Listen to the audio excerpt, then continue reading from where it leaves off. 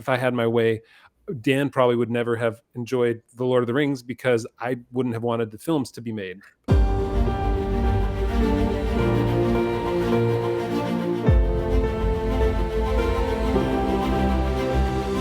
Social media has kind of been polarized, as I guess is the want of modern people these days. But social media has been highly polarized about the release of the Rings of Power, and we've kind of noticed there's been maybe two sort of general camps that people have fallen into.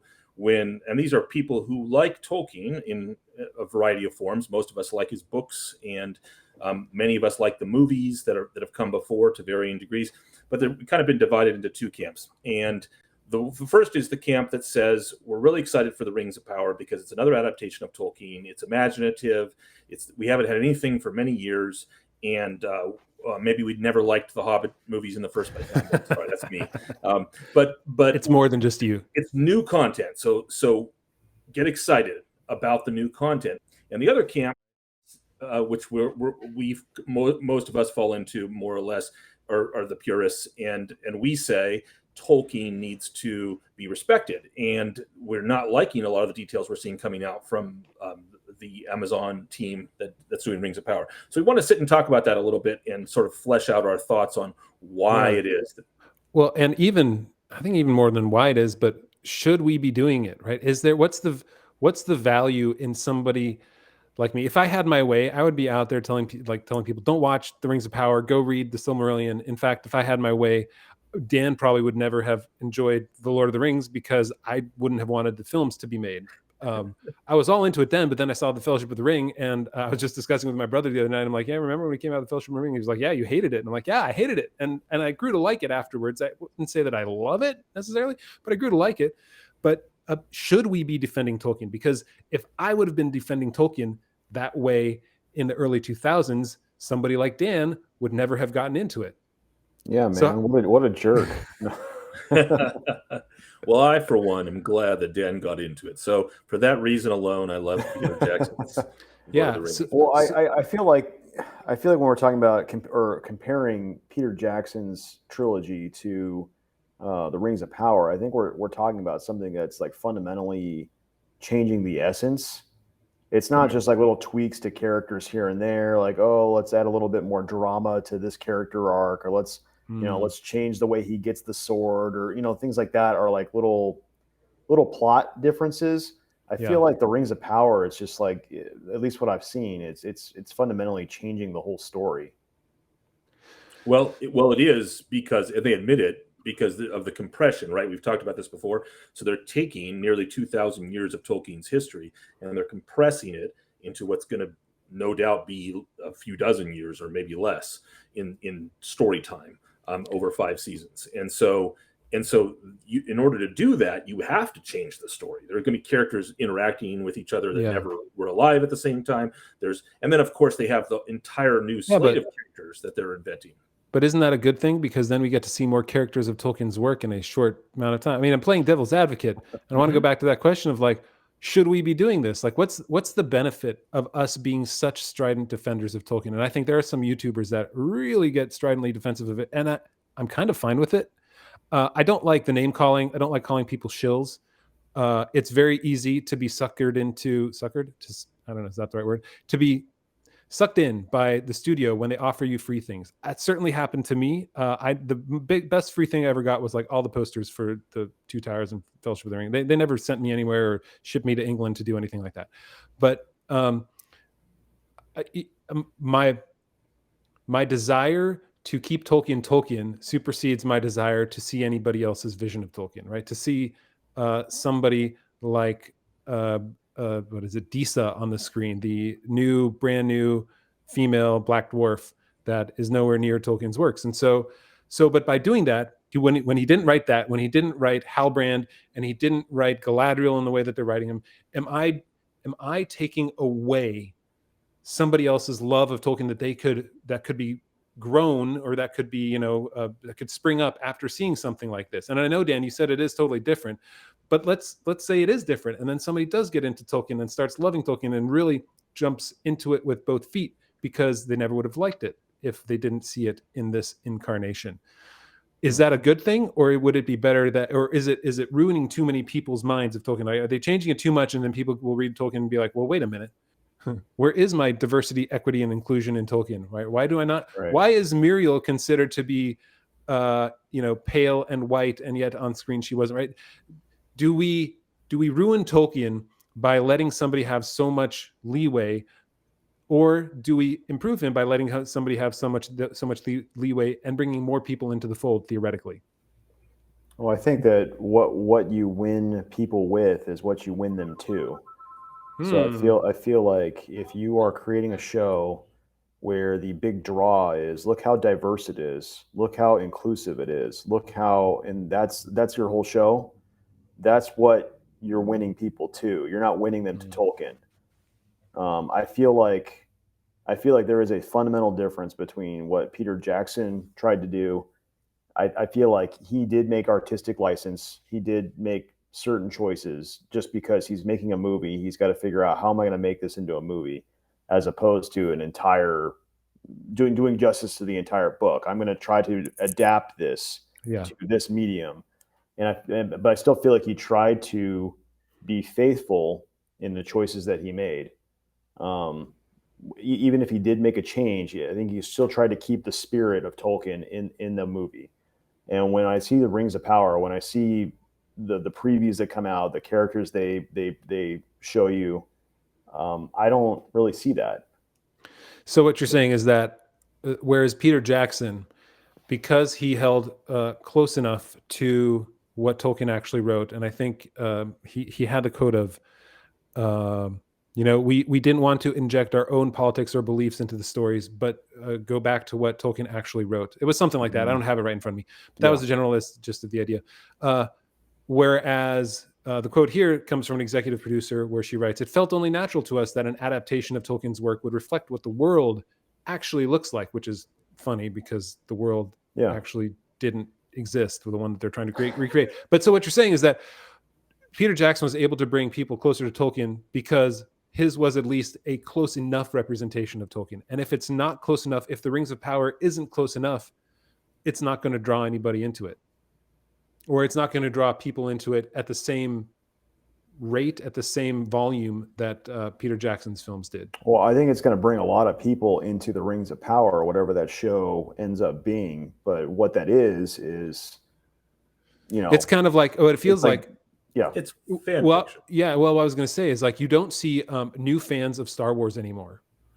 You only see either parents bringing their kids to it because they loved it, or you see the old fans who've loved it since at the latest, the prequels, because you don't, maybe even a few from The Force Awakens, but once you hit The Last Jedi, I think it dies down. But everything new on Disney Plus is not new fans. It dies off at the end. The final episodes always have far fewer viewers than the initial episodes for all their shows, whether maybe not The Mandalorian, but for Boba Fett, for particularly the Obi-Wan, the disaster, in my opinion, that was the Obi-Wan show. So yeah, I can see that. And look how much those new things have to rely on nostalgia to market. Right. It's like you have the Obi-Wan series, like, who's in it? Obi-Wan, Vader, Leia. Like, they don't tell a new story at all. What do they do in The Mandalorian? They bring back Luke. It's like they're relying on people that became fans 30 years ago to make this work.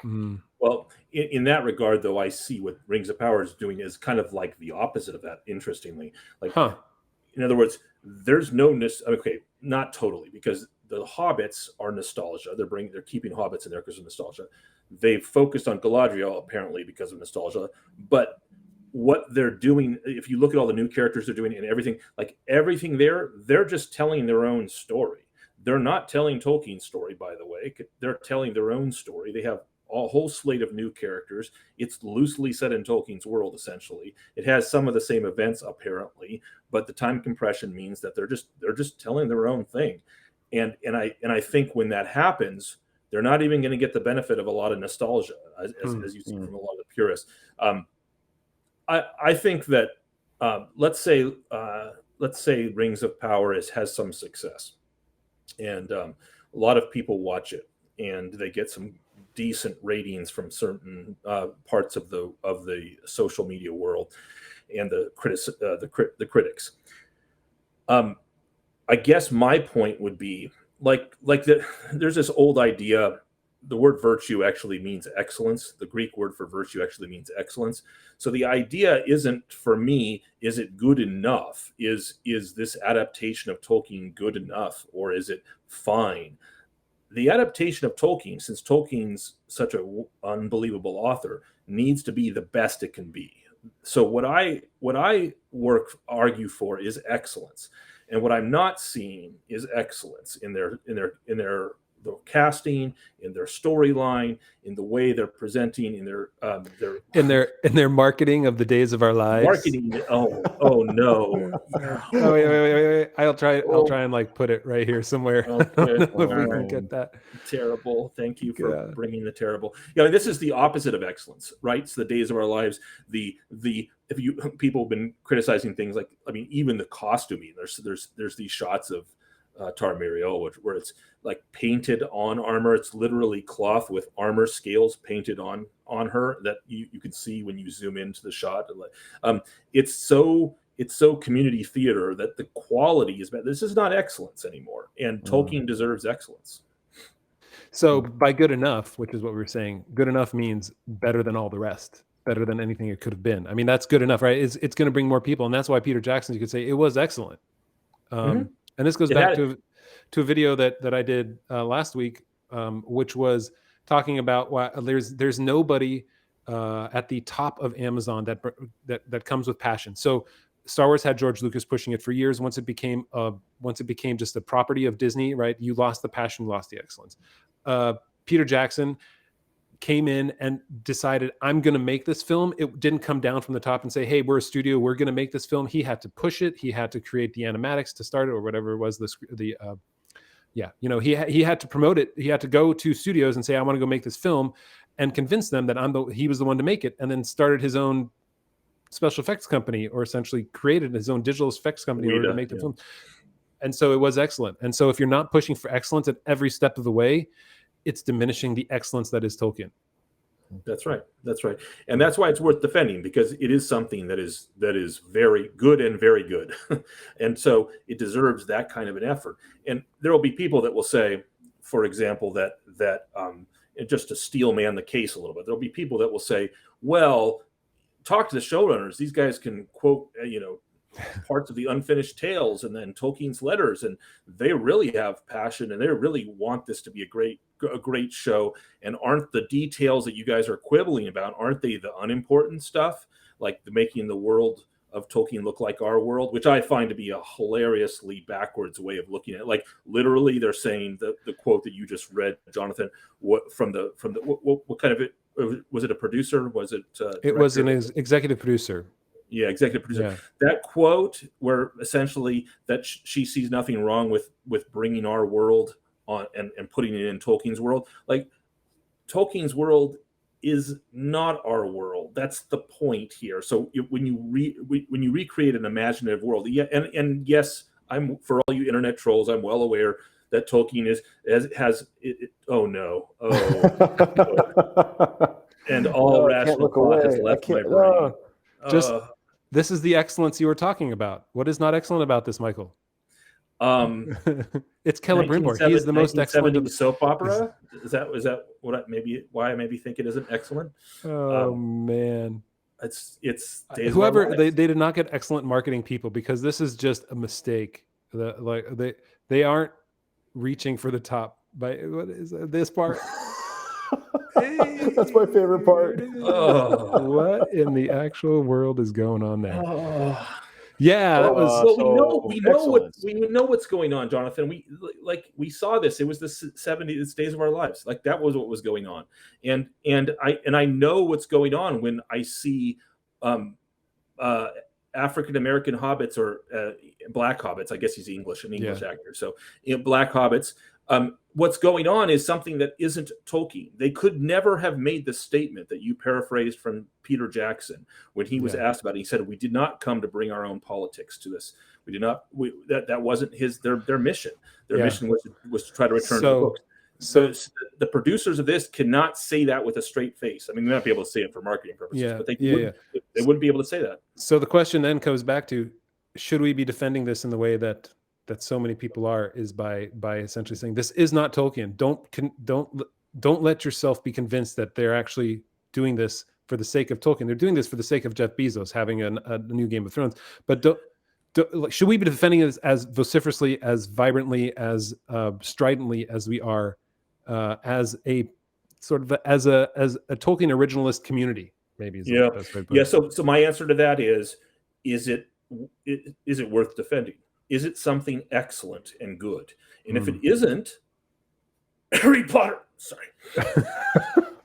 If it isn't, so I made some enemies with that one. But if it's a work of if it's an inferior literary work that I mean doesn't really matter whether it's not good and excellent and it isn't timeless and it isn't something that people, well then I don't think it is worth defending. It's an adaptation could be what it'll be. But if the original is good and timeless and has excellence, then yes, we should be defending that which is good and timeless and excellent. I agree. I think it's worth defending, but I think it's also worth defending in the sense of realizing that you're not going to change anybody's mind. I think that they are set in their they're set in their presuppositions, and you're not going to change anyone's mind at this point. Let them enjoy what they want to enjoy. Let them make what they want to make. But they're not going to be swayed by quoting Tolkien, and here's the evidence against what you're doing. They're just not going to be persuaded by that. Though I think when the outcry is big enough, like I go to two examples. One, Sonic the Hedgehog. Remember that when they released the trailer and Sonic looked like some sort of odd combination of human and video game, and things where they gave him like real socks and like the eyes were, anyway, it was all weird, right? Huge outcry. They actually went back, delayed the movie, fixed Sonic, changed the entire thing, and made a movie that now has had 2 incredibly successful films in that series. And I go back to, there was a huge outcry against Arwen, actually, at Helm's Deep when it was being filmed. And that was leaked, a photo of her. I don't think I can find it in the meantime. I'll see if I can get it after the fact. But a picture of Arwen at Helm's Deep. And people are like, no, there are already elves there. There was a huge outcry against that, but putting Arwen there was even greater. And I think when there is enough of an outcry of real fans pushing back against it, and it doesn't even have to be the nicest people, right? You don't have to do it in a way that makes friends, but pushing back against it and saying like, this is not actually how it was. Like the people at the top, they may actually change. It may happen. I don't think it's going to as much as it used to, because I think the echo chambers can be so intense now. Yeah, I think you hit the nail right on the head that with at least in my opinion, Peter Jackson's adaptation, he made changes that there was an outcry, but those changes that he made were not ideological. The great things are worth defending. And if they're not making something great out of what has been proven to be probably the most successful fantasy story, just because of the influence that it had in the fiction world, in the fandom world over the last 100 years, right? Then it's worth defending. So I'm going to continue to defend it. I'm not going to be calling names, I don't think. Well, that is always interesting to me. It's always interesting when the first, and I've encountered this, like I joined a few boards in my folly on certain social media sites. I joined some groups just to, when this Rings of Power stuff first started coming out, and very quickly name calling started, and almost entirely directed at people that were being in any way critical of what they were seeing coming out about. And once you start, if your primary superpower is name calling, if that's your argument, that's the argument you're going to use, and that's the way you're going to go about it, then you're starting out from a flawed perspective. And so you're right, Dan. The people that really love it and the people that really don't love it are not really probably going to convince each other very much in this. They're not going to switch sides most likely. There will be, I think, some switching of sides one way or the other when the actual shows come out. We'll have new thoughts, and once we see for sure. And so there's nothing you can say to someone who is suppressing the truth of Tolkien in their unrighteousness. I love that. Wait, I gotta write that down. This is going to be the quote I'm going to use in all my signatures now.